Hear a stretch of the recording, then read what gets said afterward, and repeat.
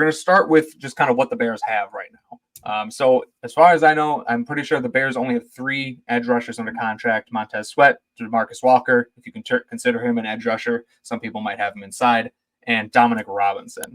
So obviously it's a position that the Bears are going to add to at some point, maybe multiple times this offseason. So Tom, where do you see kind of how the room currently sits?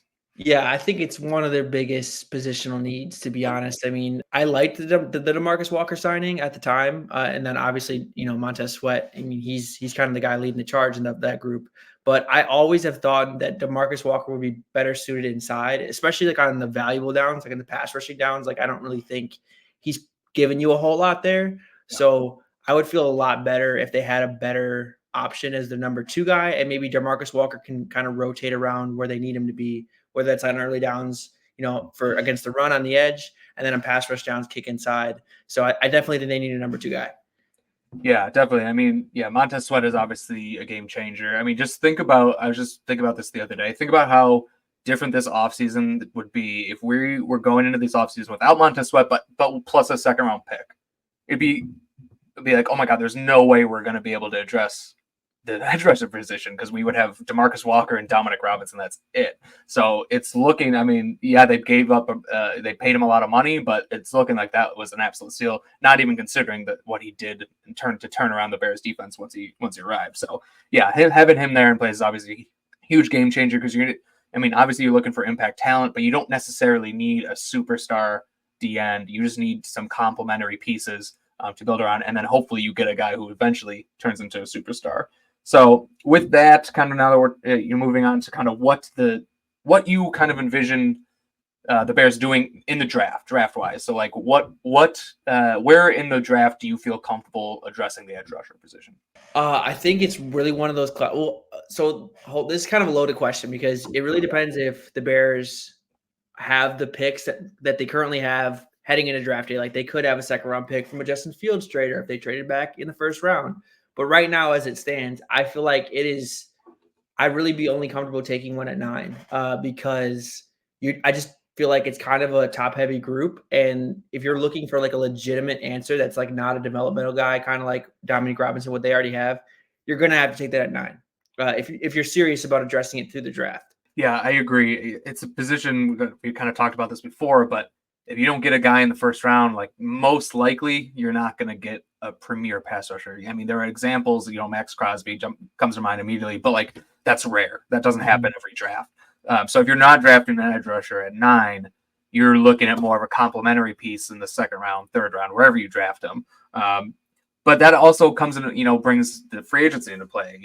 It might make them more willing to spend on a Danielle Hunter or, Josh Allen or whatever other pass rusher they want, because signing that premier pass rusher, you have to give them a lot of money, but it really allows you to be a lot more flexible with that pick 9. If you just sign, a cheap vet to fill a roster spot, then you're almost like you have to draft edge rusher at 9, and that's not a position you want to be in.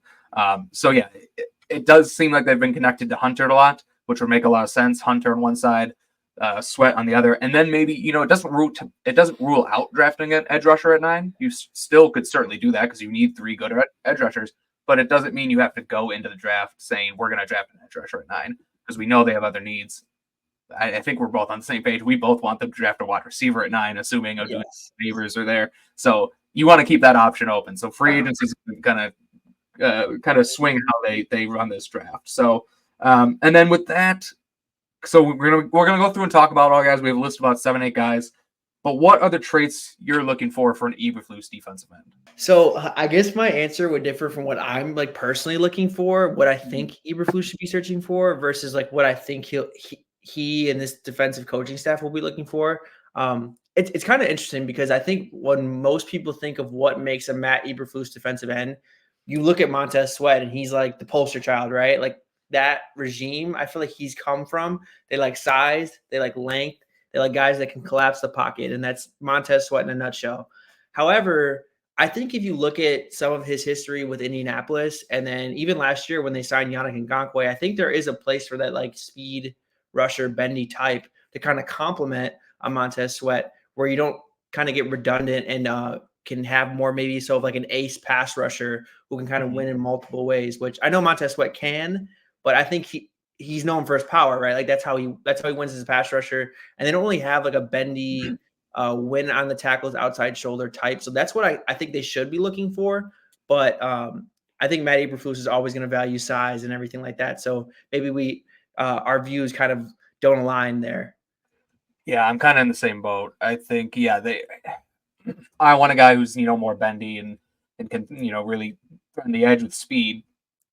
They don't really have that guy in the roster. And like you said, it's nice to get at that guy who can complement him. And we have seen Eberflus and Poles try and get that guy with Ngakoue, who, it came on him a little bit at the end. I don't think he's going to be back, but that type of pass rusher, even a guy when they drafted like Dominic Robinson, he's not, he has length and size, but he's more of, athletic guy. Again, that probably didn't really work out either, most likely. So I could see them going either way. They're clearly going to want, they're not going to be drafting the guy who's 6'1", 240. Like that's Right. they're probably not going to do that. But there's an in between there. You can draft a guy who's 6'3", 260 and has good, good bend in there. So it'll be interesting to see what they do. But I do think length is something that they valued on the offensive line. It's something they valued on the defensive line. I think regardless of what it is, length is something that you're going to see them draft when it comes to edge rushers.